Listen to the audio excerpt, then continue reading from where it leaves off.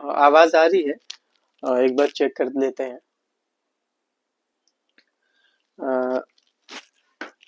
Good afternoon.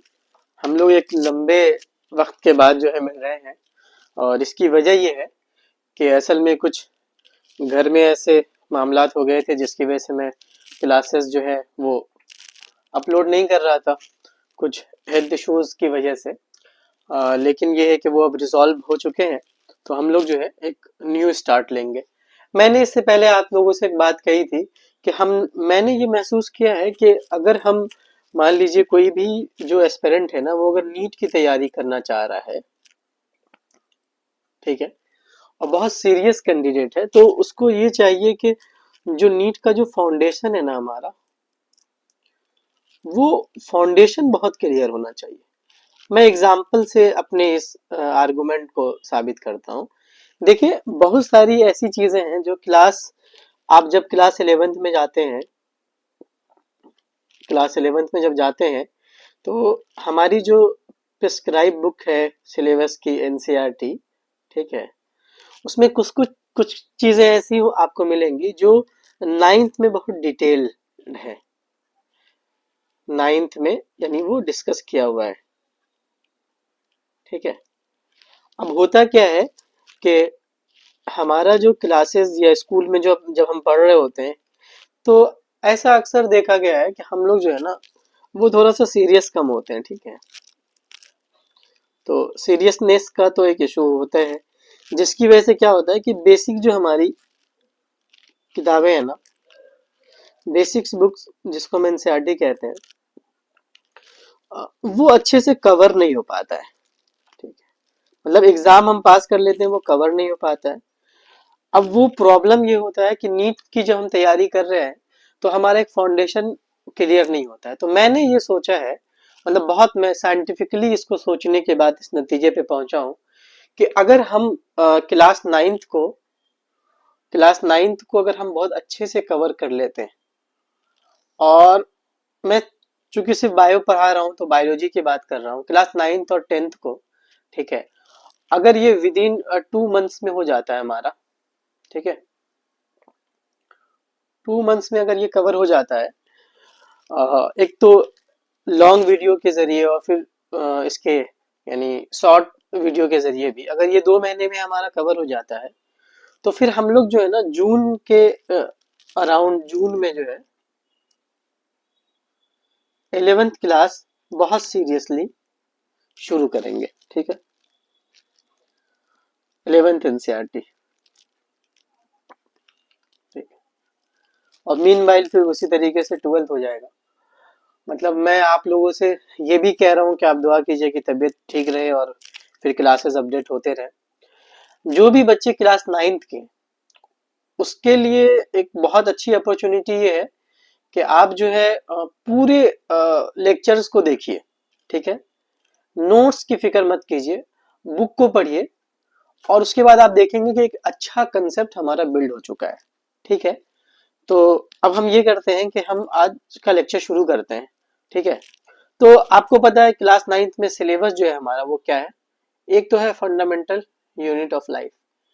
हो सकता है कि आज की क्लासेस फिर यहीं से शुरू हो और हमें लगेगा कि इसके बारे में तो हम बहुत जानते हैं, लेकिन यकीन मानिए कि बहुत सारी ऐसी चीजें नाइन्थ में ही दी हुई है जो 11th के बच्चों को इसका नॉलेज नहीं होता। दूसरा हमारा जो है वो टिश्यू है, फिर डाइवर्सिटी इन लिविंग ऑर्गेनिज्म है, फिर एक why do we feel fall ill है, यानी डिजीज से रिलेटेड है, डिजीजेस के बारे में पढ़ना है, नेचुरल रिसोर्सेज है, और इन्वायरमेंट्स इन फूड रिसोर्सेज, ठीक है। ऐसे ही फिर क्लास 10th का सिलेबस होगा, ठीक है। और ये दोनों मिला करके 2 महीने के पैकेज में, 2 या 3 महीने में हम क्या करेंगे, अपने चैनल पर जो डिकोड एनसीईआरटी विद सादिक है, इस पे हम इस पूरे इंटायर सिलेबस को वो कर लेंगे, कवर कर लेंगे, ठीक है। जैसे ही हम ये कवर करेंगे, तो एक हमारा वन शॉट वीडियो चलेगा जिसमें हम जो है अपने पुराने सिलेबस को क्या करेंगे कि हम एक बार उसको वन शॉट के जरिए रिवाइज कर लेंगे, एक बात। दूसरी बात यह है कि जो बच्चे कॉम्पिटिटिव एग्जाम की तैयारी कर रहे हैं, हमारे जो जनरल कंपटीशन है, ठीक है, या ऐसे स्टूडेंट जो मान लीजिए कि बीपीएससी टीचर की तैयारी कर रहे हैं, या बीपीएससी प्रीलिम्स की बात भी अगर हम करते हैं, ठीक है, तो उसमें आप देखेंगे कि बहुत अच्छे से एनसीईआरटी ओवरऑल कवर हो जाएगा। और जब एनसीईआरटी हमारा कवर हो जाता है तो हमको फिर वो परेशानी नहीं होती है उससे। बाद में रिवाइज करने में जब हम लूसेंट वगैरह पढ़ते हैं तो एक अच्छी समझ बन जाती है और चीजें हमें याद भी हो जाती हैं, ठीक है। तो इसको अब हम लोग इस तरीके से शुरू करते हैं। मुझे पता है कि एक दो बार मैंने बहुत कोशिश की, फिर क्लासेस वो हो गई, यानी रुक गई बीच में, बहुत जेन्युइन रीजन थे, तो इस वजह से हुआ, वरना ऐसा कभी नहीं होता कि मतलब मैं क्लासेस नहीं करता। कुछ प्रॉब्लम है, मतलब मुझे पैर में जो है असल में दिक्कत होती है खड़े होने में, जिसकी वजह से जो है अब ये सेटअप बनाया गया है कि हम लोग जो है ना इसमें यहाँ शुरू करते हैं। बहुत मजा आने वाला है, एक एक चीज को हम लोग डिस्कस करेंगे। थोड़ा सा लॉन्ग वीडियो होगा, पेशेंसली इसको देखना है। तो हम लोग स्टार्ट लेते हैं।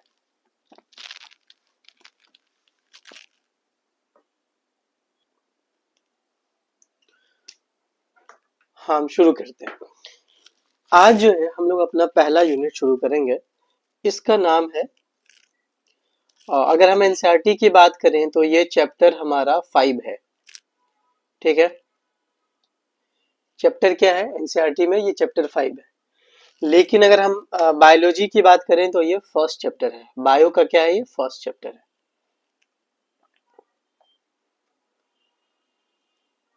फर्स्ट चैप्टर है, ठीक है। चैप्टर कौन सा है, हमारा सबका फेवरेट होता है पहला chapter, the fundamental unit of life.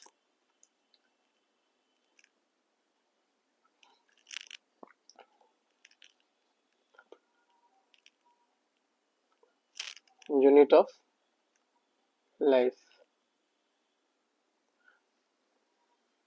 ठीक है, यानी सेल।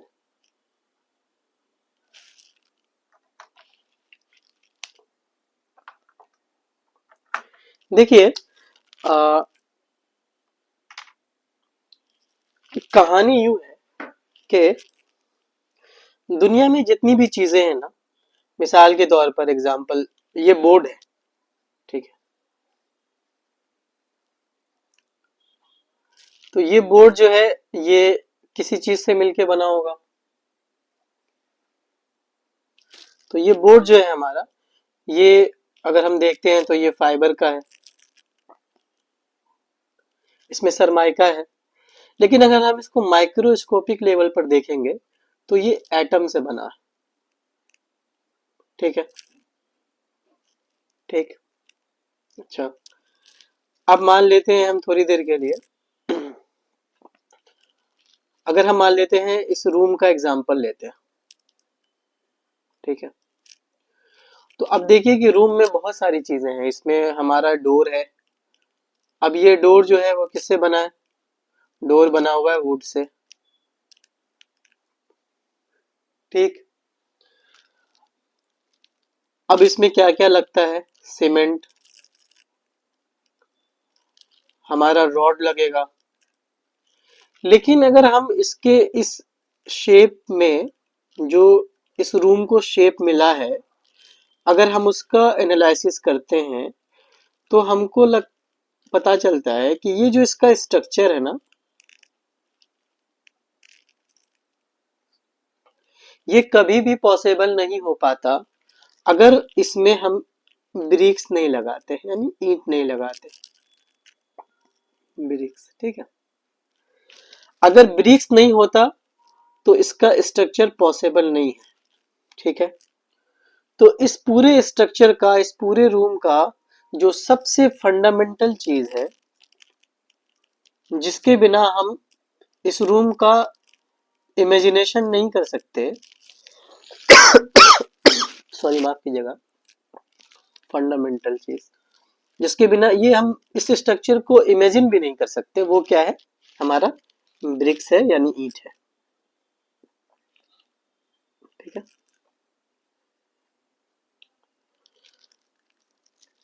अब ये जो ब्रिक्स है ये क्या कर रहा है, इस रूम को एक स्ट्रक्चर प्रोवाइड कर रहा है।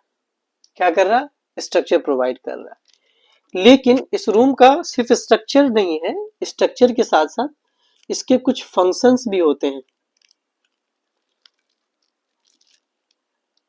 फंक्शंस भी होते हैं। जैसे ये हमें गर्मी से बचाएगा, सही बात है, ठीक। ये हमें कोल्ड इन्वायरमेंट से भी बचाता है, सही। ये हमें रेन से बचाता है, सही। तो अब क्या है कि इसका ईटी से भी कर सकते हैं, किसी जानवर के इससे भी तो बचाता है, ठीक है। चोर से आपको बचाता है, ये हम इसमें पैक रहते हैं तो इसका एक फंक्शन है, ठीक है। तो इस स्ट्रक्चर का, इस यानी जिसको हम रूम कह रहे हैं, इसका स्ट्रक्चर और इसका फंक्शंस किस बात पर डिपेंड करता है, इसके ईंट पर, ब्रिक्स पर, ठीक है। इसलिए इस रूम का फंडामेंटल, स्ट्रक्चरल और फंक्शनल फंडामेंटल यूनिट क्या होगा, इस रूम का फंडामेंटल जो स्ट्रक्चर है हमारा वो क्या है, यूनिट, सॉरी यूनिट क्या होगा हमारा, ब्रिक्स होगा, ठीक है, सही बात, ठीक है। अब सेम एज अगर हम इसको, यहाँ पे लाइफ की बात कही गई है, अगर हम इसको लिविंग वर्ल्ड में अगर हम इसको देखें, ठीक है, कहाँ देखें, थोड़ी देर के लिए लिविंग वर्ल्ड में अगर हम इसको कंसीडर करते हैं सेम एग्जांपल को, ठीक है। तो जो अब लिविंग जो है उसका कुछ स्ट्रक्चर होता है, ठीक है। अब फॉर एग्जांपल हमारा ये स्टोमक है, मान लेते हैं थोड़ी देर के लिए। अब ये स्टोमक का काम क्या है हमारा, डाइजेशन, कुछ फंक्शंस है ना। मानते हैं हमारा, मान लो नोज है ये। अब हमारा नोज क्या है, इससे हम इनहेल करते हैं इसको, ऑक्सीजन को, ठीक है, यानी ये ब्रीदिंग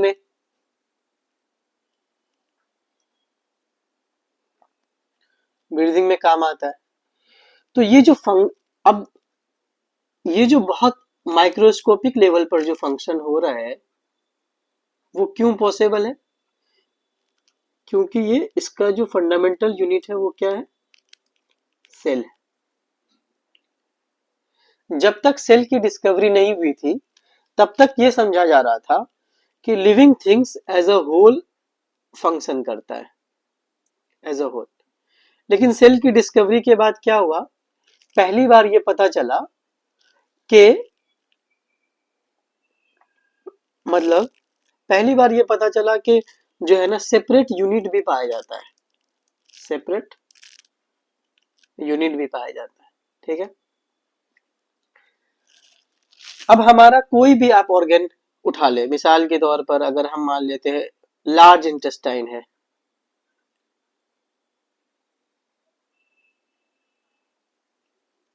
हमारा लार्ज इंटेस्टाइन है, हमारा मान लेते हैं लंग्स है, ये सब भी किससे मिलके बना होगा, सेल से बना होगा, ठीक है। अब हर सेल का कुछ स्पेसिफिक स्ट्रक्चर, मतलब फंक्शंस है, ठीक है, और ये कुछ स्ट्रक्चर प्रोवाइड कर रहा है। अब इस पूरी बात को अगर हम समराइज करें एक सेंटेंस में तो हम सेल के एक डिफिनेशन तक पहुंच सकते हैं, यहाँ पे जगह है, हाँ। अब ये डिफिनेशन क्या होगा हमारा, कि cell is the structural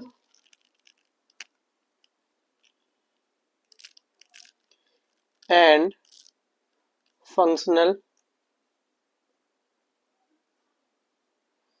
unit unit of life. सही है, ठीक है। इस पूरी बात को हम एक बार इस पूरे सेंटेंस को अंडरलाइन करते हैं। देखिए, अब ये जो सेल है हमारा, ये क्या कर रहा है? लाइफ से मुराद क्या है यहाँ पे? जो लिविंग ऑर्गेनिज्म है उसका स्ट्रक्चर भी प्रोवाइड कर रहा है और कुछ स्पेसिफिक फंक्शन भी कर रहा है, ठीक है। इस ओवरऑल जो डिस्कशन था, इससे हम इस बात पर हमने ये नतीजा निकाला, ठीक है, कि जिस तरीके से एटम जो है ना, एक तरीके से स्मॉलेस्ट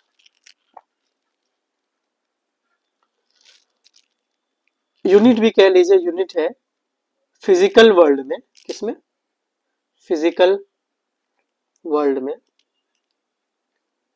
या फिर कोई भी हमारा सामान है, मिसाल के तौर पे ये मखाना है, मान लो ये थोड़ी देर के लिए, ये मखाना भी क्या है? इसमें भी एलिमेंट होगा। अब ये मान लेते हैं हमारा मतलब एटम होगा, सॉरी, ये जो हमारा ये है पेन है, इसमें भी क्या होगा? इसमें भी हमारा वो भी किससे बना होगा? एटम से बना होगा। तो हर चीज में एटम होता है।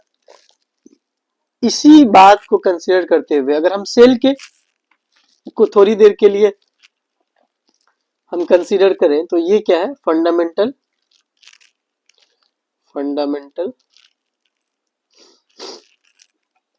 यूनिट है किसमें? लाइफ में। या किसका? लाइफ का। इतनी बात समझ में आ गई। अब हम लोग डिस्कवरी ऑफ सेल को देखेंगे और हम एनसीईआरटी के अकॉर्डिंग हम लोग चलेंगे।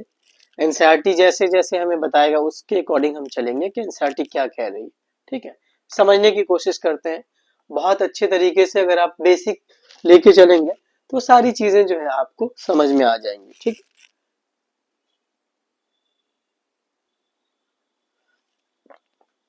हमारे एक साइंटिस्ट गुजरे हैं जिनका नाम है रॉबर्ट हुक। क्या नाम है इनका? हमने बचपन में भी पढ़ा है इनके बारे में, रॉबर्ट हुक, ठीक है।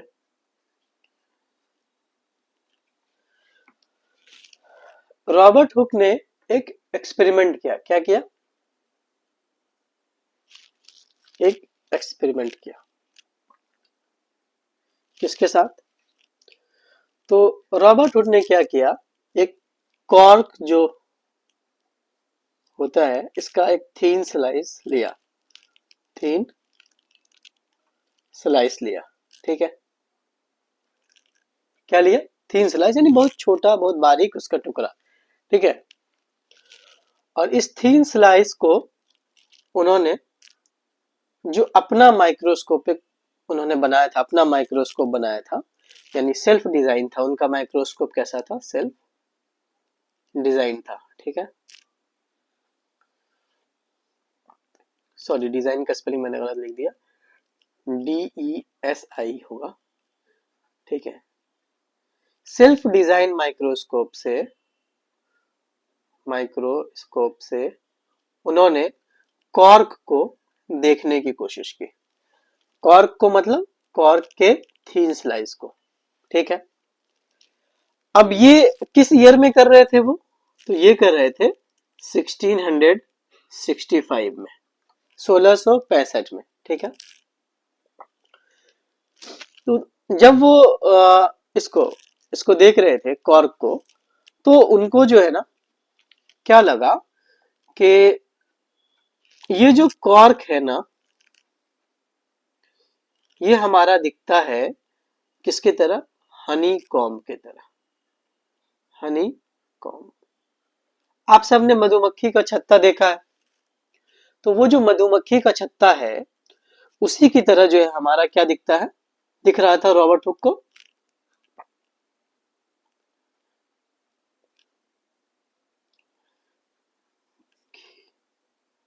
सॉरी, ठीक है। तो कॉर्क जो है ना उनको वैसे ही दिखा। अब मधुमक्खी के छत्ते को यहाँ पे थोड़ा सा देखते हैं इसी टाइप का।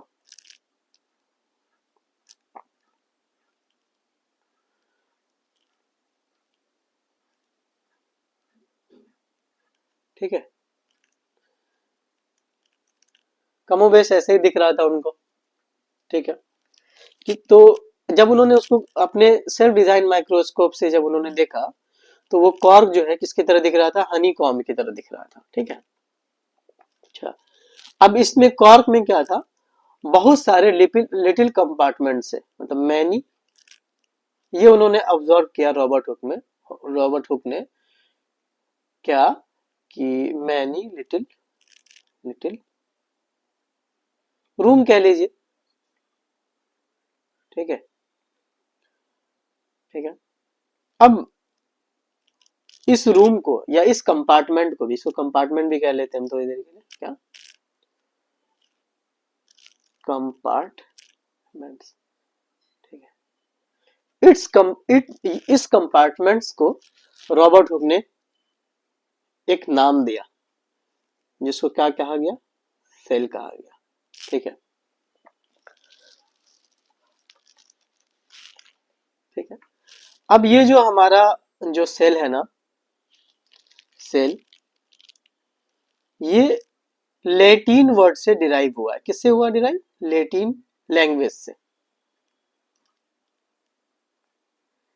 जब आप क्लास 11th में जाएंगे और मैं जब आपको पढ़ा रहा हूँगा जो हमारा बायोलॉजिकल क्लासिफिकेशन है, उसमें ये बताने की कोशिश करूंगा कि वहां पे हम लोग ये समझेंगे कि हम लेटी साइंटिफिक चीजों के लिए लेटिन या ग्रीक लैंग्वेज का यूज क्यों करते हैं।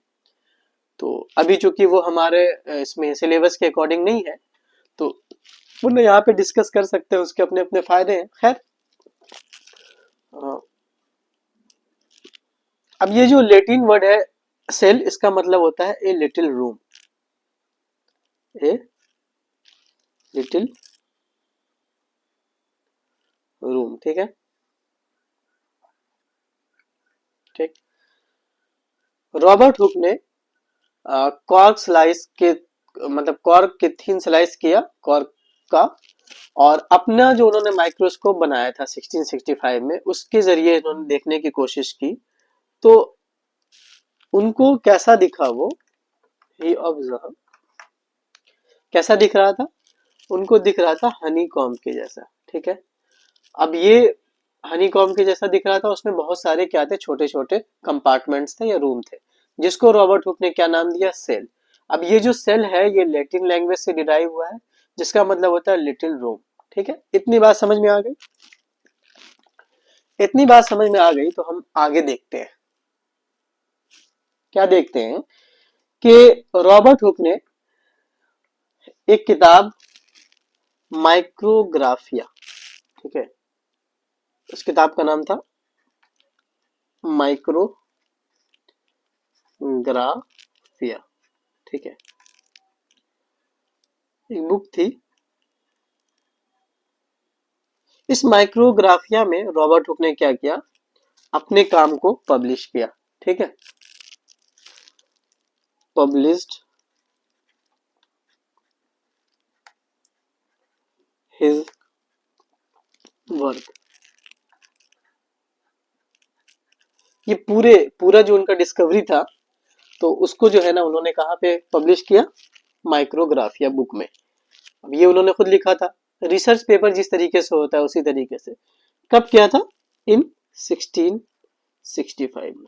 ठीक, अच्छा, अभी हम लोगों ने जाना कि उनका जो, अच्छा एक बात, एक और बात समझिए, रॉबर्ट हुक ने जो डिस्कवरी की थी ये डेड सेल की थी। ठीक है, डेड सेल की। ठीक है, दूसरी बात ये कि उनका जो माइक्रोस्कोप था रॉबर्ट हुक का, वो बहुत सिंपल था, बहुत प्रिमिटिव था, मतलब पुराना टाइप का था।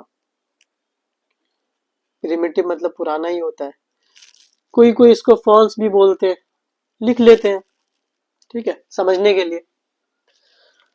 तो इसमें जो है ना माइक्रोग्राफिया में रॉबर्ट हुक ने पूरी अपनी डिस्कवरी को क्या किया, पब्लिश किया। ठीक है, देखिए देखने में एक बात, एनसीईआरटी की लाइन है इसलिए मैं इस बात को इस पे वो दे रहा हूँ, मतलब जोर दे रहा हूँ।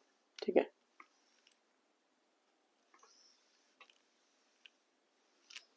क्या,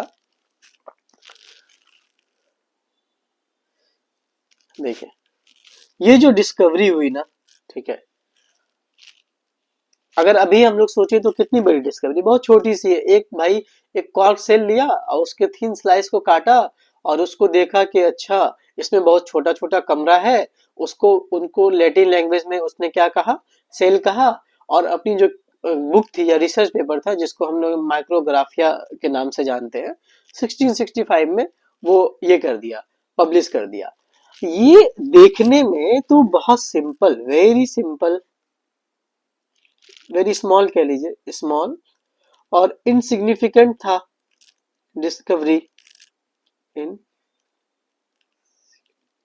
ये एनसीईआरटी में लिखा हुआ है आपके, इंसिडेंट है, ठीक है। लेकिन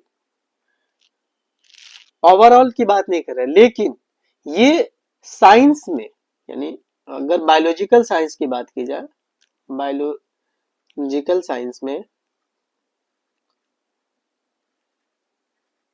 साइंस में क्या है, ये बहुत इंपॉर्टेंट है, very important, very important.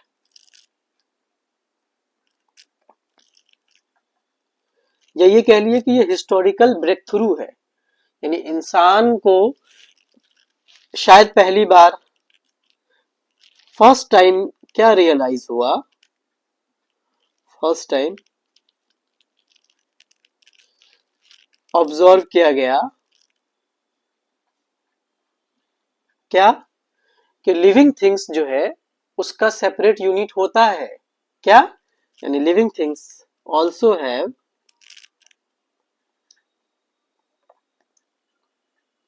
Things appears to consist of separate unit, separate units। अब इसी सेपरेट यूनिट्स को हमने क्या नाम दिया है, सेल, यानी हमने का मतलब इंसानों ने, यानी रॉबर्ट हुक ने, ठीक है। तो ये जो डिस्कशन था अभी हमारा, ये हमारा डिस्कवरी ऑफ सेल के बारे में था। क्या था कि जब थीन स्लाइस को रॉबर्ट हुक ने एग्जामिन किया तो उन्होंने देखा कि एक स्ट्रक्चर है जो हनी कॉम की तरह, मतलब वो रिजम्बल हो रहा है, दिख रहा है, और ये जो यानी स्ट्रक्चर है ये बहुत सारा छोटा छोटा कंपार्टमेंट्स कंसिस्ट करता है, यानी छोटा छोटा रूम कंसिस्ट करता है, ठीक है। अच्छा एक बात मैं भूल गया, ये जो कॉर्क था ना, यहाँ पे अगर दिख रहा है आप लोगों को, मैं लिख रहा हूँ, कॉर्क जो है ये ऑब्टेन्ड कहाँ से था, ये कहाँ से लिया गया था, obtained from bark of the tree, कहाँ से, obtained from bark of the tree, ठीक है। बार्क ऑफ द ट्री, आप लोगों ने दालचीनी खाया होगा, मसाला जो होता है,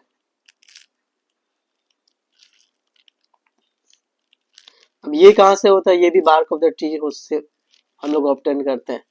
बार्क ऑफ द ट्री का मतलब क्या, ये पूरा होता है, इस पे आपने देखा होगा इस टाइप का स्ट्रक्चर है, थोड़ा ब्लैक ब्लैक कर, ज्यादातर ब्लैक ही रहता है, उसी से कॉर्क को ऑब्टेन किया था, ठीक है। अच्छा ये कब किस ईयर में किया गया, तो 1665 में किया गया। अब किसके जरिए किया गया था, तो सेल्फ डिजाइन माइक्रोस्कोप के जरिए किया गया 1665 में, ठीक है। अब इस लिटिल रूम को क्या नाम दिया गया था, इस लिटिल रूम को नाम दिया गया है हमारा सेल। सेल का मतलब ही होता है लिटिल रूम, किस लैंग्वेज में, लेटिन लैंग्वेज में क्या नाम होता है, लिटिल रूम, छोटा कमरा, किस लैंग्वेज में होता है, लेटिन में, ठीक है। इतनी बात समझ में आ गई डिस्कवरी ऑफ द सेल के पॉइंट से, ठीक है। अब हम आगे बढ़ते हैं, हमारा जो एक्टिविटी 5.1 है हमारा एनसीईआरटी में, कि what are the living organism made up of, ये क्वेश्चंस है जिसको हम एक एक्टिविटी के जरिए हमें परफॉर्म करके दिखाने की कोशिश की गई है क्लासरूम में। यहाँ पे तो सेटअप वैसा नहीं है माइक्रोस्कोप का, तो अब ये है कि अगर आप क्लास 9th में हो, अगर बच्चे तो अपने टीचर को जरूर कहिए कि हमें वो सेटअप दिखाएं, और नहीं तो यहाँ पे थोड़ी बहुत मैं समझाने की कोशिश करता हूँ कि कैसे देखेंगे और उस एक्टिविटी से असल में हम ऑब्जर्व क्या करेंगे, हम क्या उससे एनालिसिस करेंगे, हम उससे क्या समझेंगे। ठीक है, उस एक्टिविटी में वो क्या बात है जो हमारे लिए बहुत इंपॉर्टेंट है, जिससे हमारे सेल चैप्टर की एक बुनियाद बनेगी, एक फाउंडेशन बनेगी। ठीक है, इस एक्टिविटी को अब देखते हैं, रफ कर रहा हूं मैं। अब हमारा जो एक्टिविटी है ना, एक्टिविटी क्या है 5.1, ये एक्टिविटी क्या कह रहा है कि हम जो है ना, जो हमारा अनियन बल्ब है, अनियन तो समझते हैं हम लोग, प्याज, प्याज जो हमारा बल्ब है, ठीक है, उससे कह रहा है कि एक फोरसेप की मदद से, फोरसेप आप लोगों ने देखा होगा जो चिमटा होता है उसी को फोरसेप कहते हैं, उससे कह रहा है कि हम इसके स्किन को ना पील करेंगे। ठीक है, किसके स्किन को, आप लोगों ने घर में सबने प्याज देखा होगा, इस टाइप का उसका स्ट्रक्चर होता है, जब अगर हम ऐसे कनकेव इसको अगर काटे तो इस टाइप का स्ट्रक्चर हो जाता है। ठीक है, कह रहा है इसको हम लेंगे, पील करेंगे, इसके स्किन को हटाएंगे, तो जो हटाएंगे उसको हम लोग क्या कहते हैं, एपिडर्मिस कहते हैं। ठीक है, जब हम लोग अभी टिश्यू पढ़ेंगे तो एपिडर्मिस के बारे में पढ़ेंगे। ठीक है, एपिडर्मिस के बारे में पढ़ेंगे। ठीक है, तो अब क्या है, इसके इनर साइड से कह रहा है लेने के लिए। ठीक ना, अब हम इसको क्या करेंगे कि इसको एक ग्लास स्लाइड पे रखेंगे, मान लीजिए ये हमारा स्लाइड है ना। अब इस पे क्या करते हैं, हम इस पे, सॉरी, हम इस पे क्या करेंगे, मान लेते हैं उस स्लाइड को ऐसे करके रख देते हैं। ठीक है, बहुत छोटा सा या बहुत छोटा सा टुकड़ा। फिर इसको कह रहे हैं कि हम फोरसेप से रखने के बाद क्या करेंगे, हाँ, इस पर कवर स्लिप लगा देंगे। क्या करेंगे, मैं ऐसे ही बना दे रहा हूँ ताकि समझने के लिए, कवर स्लिप लगा देंगे ताकि इसमें ऐसा लगाएंगे कि एयर बबल्स उसमें नहीं जाए। ठीक है, निडल से माउंट करेंगे और इसमें हम सेफ्रानिन डाल देंगे। क्या डालेंगे, सेफ्रानिन। ठीक है, सेफ्रानिन डालेंगे। ठीक है, ये रेड कलर का होता है जहां तक मुझे याद है। ठीक है, उसके बाद हम इसको माइक्रोस्कोप में देखेंगे। ठीक है, ऑब्जर्व करेंगे किसमें, माइक्रोस्कोप में, माइक्रोस्कोप। एनसीईआरटी में हमारा जो दिया हुआ है कि ये जब हम इसको देखेंगे, अच्छा, सेम ऐसे ही एक्सपेरिमेंट हमारा जब में हम थे ना 9th में, तो चिक सेल के साथ हमने किया था ये एक्सपेरिमेंट, बहुत पहले बात है। ठीक है, जब हम इसको देखने की कोशिश करेंगे तो ये हमें कुछ इस तरीके का दिखेगा। अच्छा, चिक सेल एक बार और समझिए, अगर हम अनियन की बात कर रहे हैं, अनियन क्या है, ये हमारा प्लांट सेल है, सही। अगर हम चिक सेल की बात करेंगे, सॉरी, ये क्या है हमारा, एनिमल, एनिमल सेल है। अब इस दोनों में डिफरेंसेस होंगे, दोनों के स्ट्रक्चर में डिफरेंस है, वो हम कभी और बात करते हैं, आगे बात करते हैं। मतलब मैं जब ये कहता हूं कि आगे बात करते हैं, इसका मतलब ये नहीं कि अभी छोड़ना होता है, इसका मतलब ये कि अभी वो नेसेसरी नहीं है, लेकिन आगे बताऊंगा, ये इसलिए कहता हूं ताकि जो है मेरे भी जहन में लगे कि इस बात को वहां पे डिस्कस करना जरूरी है। अब इस तरीके का